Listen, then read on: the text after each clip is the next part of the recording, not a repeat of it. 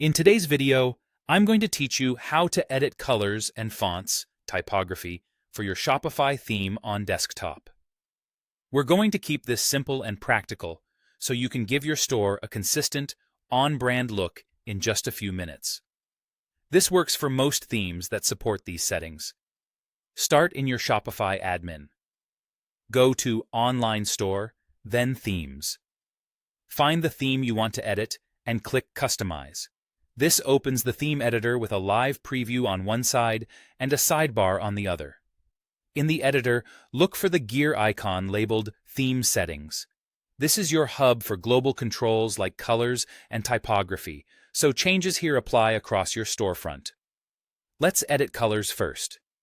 Inside Theme Settings, open Colors. Most themes organize colors into schemes or palettes. You can click an existing scheme to adjust it, or create a new one if your theme allows. For each color field, like background, text, and buttons, click the swatch to change it. You can use the color picker for quick choices, or paste a hex code or RGB value if you have brand colors ready.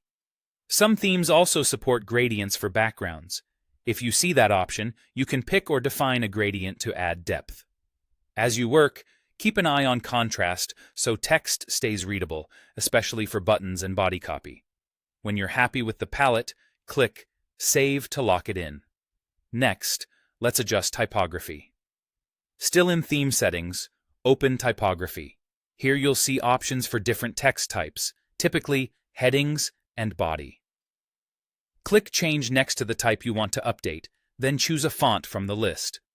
Shopify themes usually offer a curated selection that balances style and performance. If your theme includes size controls, use the slider or scale to adjust font sizes so headings stand out and body text remains comfortable to read. When finished, save your changes.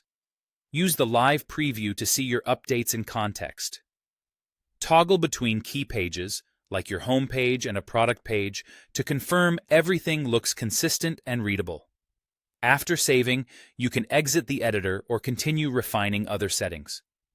If your theme doesn't include the specific color or font controls you need, don't worry. Some themes offer limited options. You can edit the theme code by going to Actions, then Edit Code, or use a custom CSS field in Theme Settings if it's available to override specific styles. For fonts not listed in the picker, you can upload font files and reference them in your CSS. As a best practice, consider duplicating your theme before making code-level changes so you can safely test. That's it. Clean, consistent colors and typography, done.